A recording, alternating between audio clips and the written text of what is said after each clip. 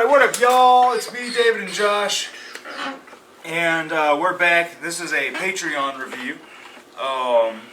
He had requested 12 Foot Ninja's album Outlier. Now I rarely promote the Patreon on this channel, mostly because I forget. But I mean, if you want, the deal is it's like $5 and you get to request an album to be reviewed. But it's not like one album a month, you know, like $5 a month.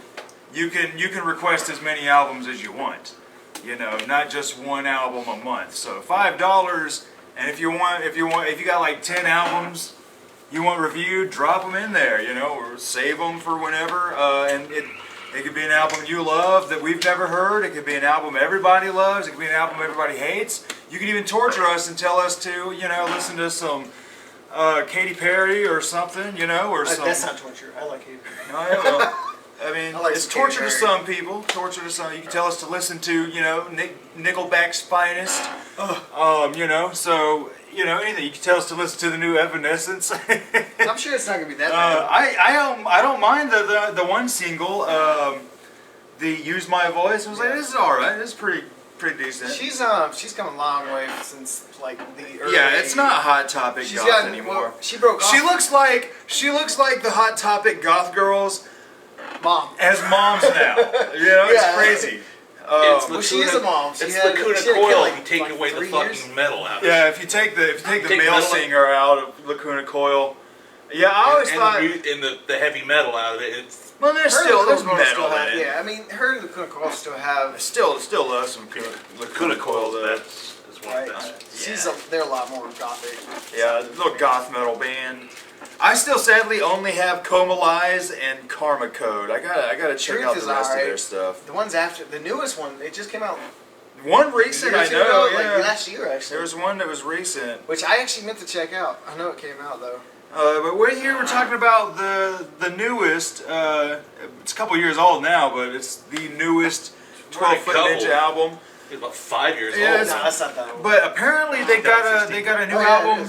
Apparently they got a new album dropping around May. I'm gonna fucking get it because David swears he had told me to check this band out, and he probably 2 years ago. He probably did, and I just forgot, you know.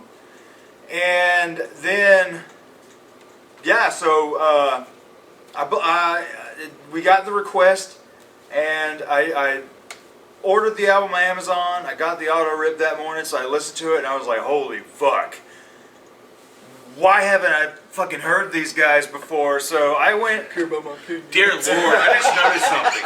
You don't care about me! I can tell what you motherfuckers have been in the house long, because, you know, I've been outside, I have dark. Oh yeah, I hate the sun. But it gets dark that white one.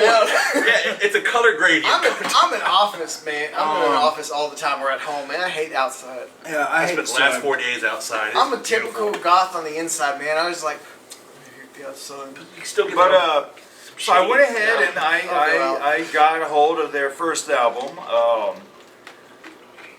For the life of me, I can't remember what it's called, and their first two EPs, the Smoke Bomb and New something or another. And I like them all. I like all of them, but this album, Outlier, is probably my favorite. This shit blew my ass off. And the best way to describe this band is they just sound like they're massive Mike Patton fans. It reminds me of Korn kind of riffs, but with like even the way this guy sings is very much like Mike Patton. His voice matches some Mike Patton vibes, and I mean there's bits where it'll remind you of like Tomahawk or fucking Peeping Tom. Just a lot of like everything Mike Patton has fucking done is in this album. Like, there's not wacky stuff, but there's stuff that'll be like, oh, yeah, something like Mr. Bungle will do, or Faith No More. Very Faith No More vibes. I mean, that's really... These guys are wearing their influences on their sleeves. Travis like, all couldn't the get way. that cock down his his throat deep enough. I'm a massive Mike Patton fan, and for this to be similar to the stuff that Mike Patton does, I'm like, this is fucking cool, man. Because, I mean, you get these badass metal fucking riffs, and then it goes into like some funky stuff, and it's fairly silly. It's fairly silly. How long will I be waiting? Lyrically, how long will I be waiting? A lot of stuff is just funny as hell. Yeah. I mean, this Then is there's a country sounding song too. The Asian Yeah. one. Yeah. Like, yeah, that's man. Collateral, man. I love that song. Fuck. It's pretty cool. God, the whole album is awesome to me.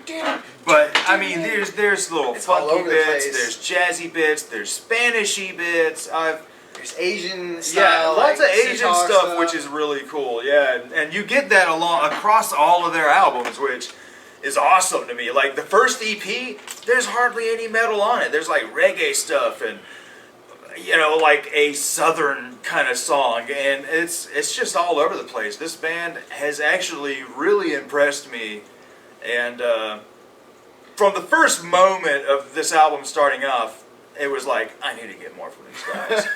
Yeah, One Hand Killers, fucking. That was the one I told you about too. Yeah, I finally saw the video and loved the video. All their videos are hilarious. So I'm gonna have to check out some more videos. The videos are fucking trippy. Like all of them. Like the one that One Hand Killing had that little skit, like the 2-minute skit right before it. Yeah, that was actually kind of funny. And what I did like in the video was, they're all in black during the heavy parts, but then during the smooth parts, they're in that silly get up, Beachwear, being silly and shit. I'm like, that's fucking cool, man.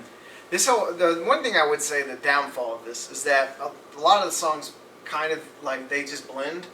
But that's the great thing with each song having different bits. It's like one long song though, because it kind of blends in. Like I know there's like One Hand Killing is like really like off the charts, and then he kind of was Sick and Invincible.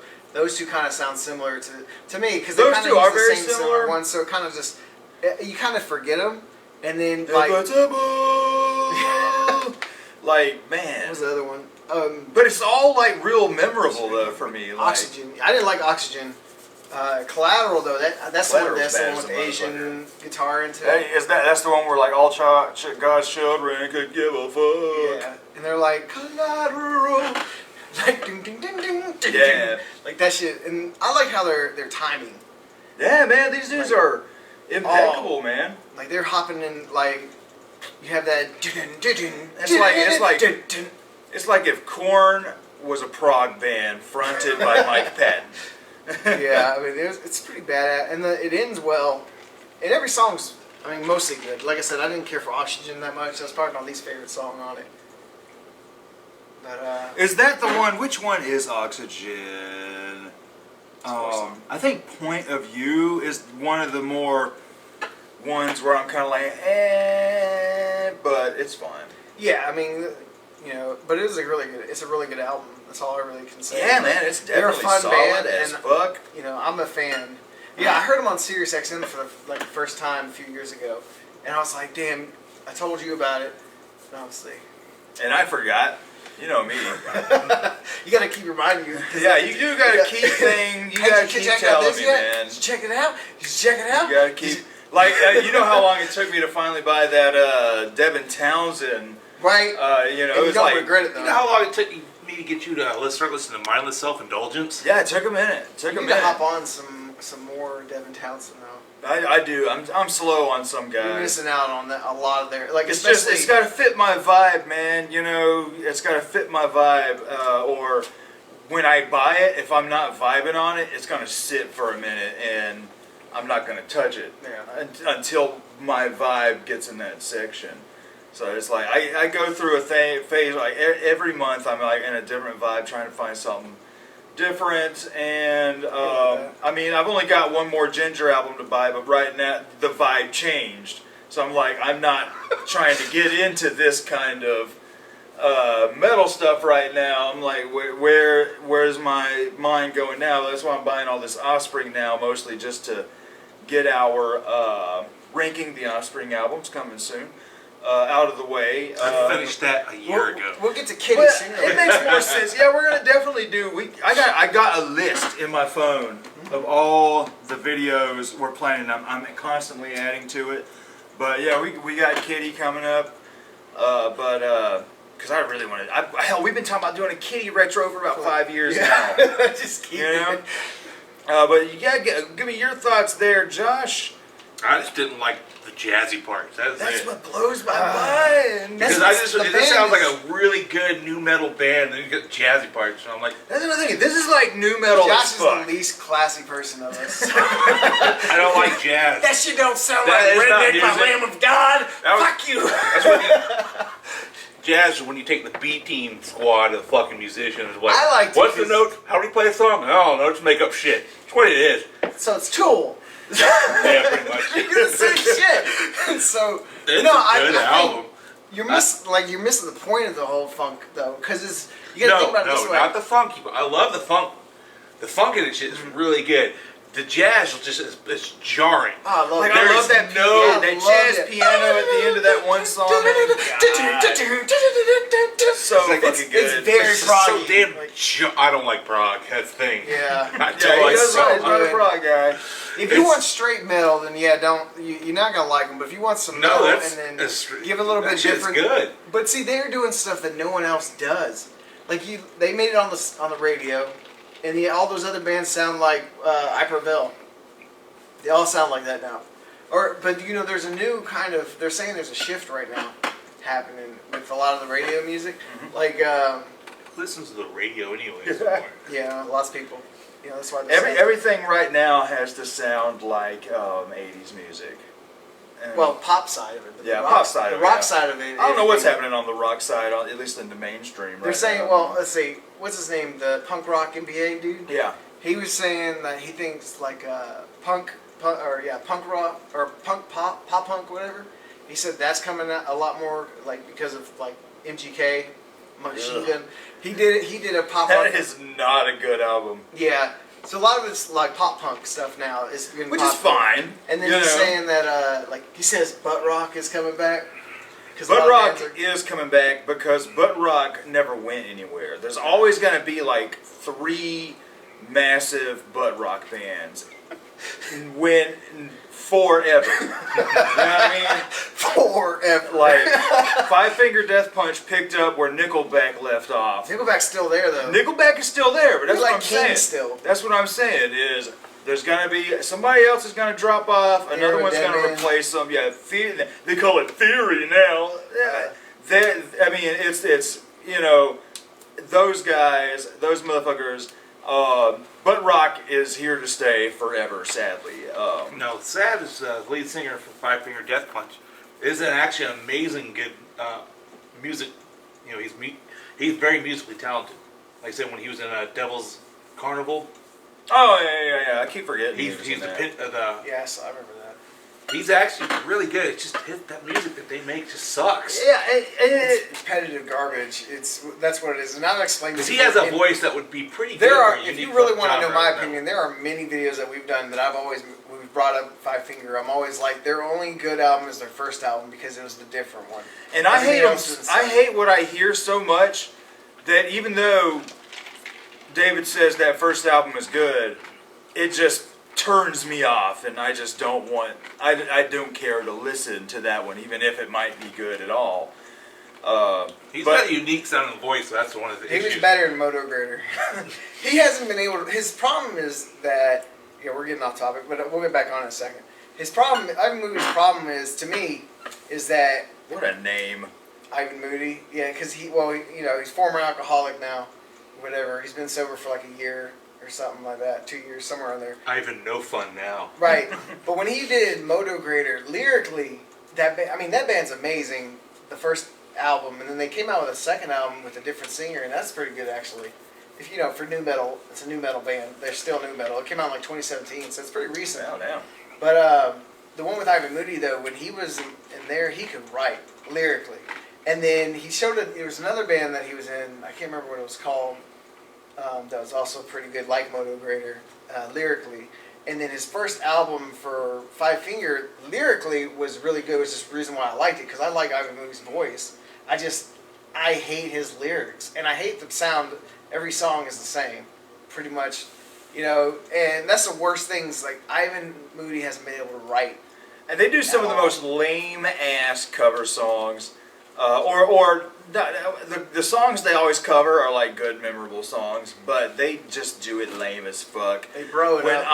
They just bro it up. When I heard the Kenny Wayne Shepherd Blue on Black, and I was like, it just sounds like Blue on Black with a heavier guitar. I'm like, all you're doing is making these bro metal guys be like, man, this is so much cooler than the original. Just because the guitar is a little heavier. Oh, but Kenny Wayne Shepherd's on it too, man. Kenny Wayne Shepherd helped fuck up his own song. But the thing is, I figure with him is, he just kind of writes to his audience. You aren't his audience. You know what I mean? Right. So, and there's nothing wrong with that. It's just not for me. But keep talking about old 12-foot dicks. It likes everything but the jazz. That's what. There's this thing. That's it. It What was would you really rate good. it, Josh? Let's Well, I couldn't rate it because I have nothing to compare it to. Well, as far as just an album you heard, 7 or 8. it's fine. 7 or 8. That's For a the guy who sounds doesn't good. care for the jazz, it's not bad. No, the way it's just jarring. That's the issue. They didn't. The funk actually, when they did the funk parts, they played into the funk really well. The jazz, some of those jazz You parts. felt the transitions were a little wonky, Yes. maybe.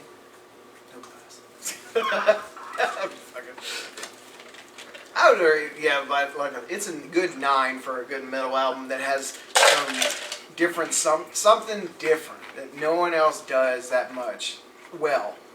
I mean, there's a few bands that do something similar, but they're not that great. I would say definitely, I can't wait for their next album because I'm sure it's just going to be as stupidly nuts. Or worse, it's going to be a lot crazier. Yeah, I could go with a 9 too. I want to give it a 10, but at the same time, I'm like, by the time, I swear it's point of view. Are there lyrics in here? Because Yeah, I check out a little bit when I get to a certain song close to the end, but I come back after that. The one that, the sun, the moon, and the stars. I love the music in that one. It is a really good fucking song musically, but the lyrics to me are just kind of just a little cheap feeling. I don't know. But I always kind of check out when that song comes on because I'm like, damn it, man, I really like the music on this one, but the lyrics don't vibe with me. But after that, man, when you get to Monsoon and Adios, Monsoon's really good. Adios is and good. Dig for Bones, I'm like, oh man, those three bring me right back in. So it would be a 10 if there's just something about Point of View that just doesn't turn me off. It just makes me kind of like tune out. It's a short album too, though. Yeah, which is another thing I do like about it. It's short. There's no boring moments. I am not bored. There's always there's a surprise at every turn. Yeah. How you never know what the fuck they're gonna do next. You know there's gonna be metal bits. You know there's gonna be screamy bits. But when it comes to the singing bits, it's like, damn, how's he gonna sing this bit? It's Right. like they're fucking great. It's like I said, the best thing I can tell people is if you like anything Mike Patton has ever fucked with, it's all in this band, and they're definitely worth checking out. So I'm throwing down a 9. But man, throw us some more requests on the Patreon. And if you guys want to hit it up, look it up. Bloody Chuckle Studios on the Patreon. $5. Ask for whatever fucking album you want to review. I mean, or you could drop $1. You'll get your name, in the little thanks for Patreon, guys. You guys help us out a little bit, which is totally cool. Or just watch the fucking show, really. I mean, we all got jobs. I mean, I'm not trying to make a working career out of this. But shit. Drop some more requests, and we'll see you guys next. Next, we got David's top albums of the year. Finally.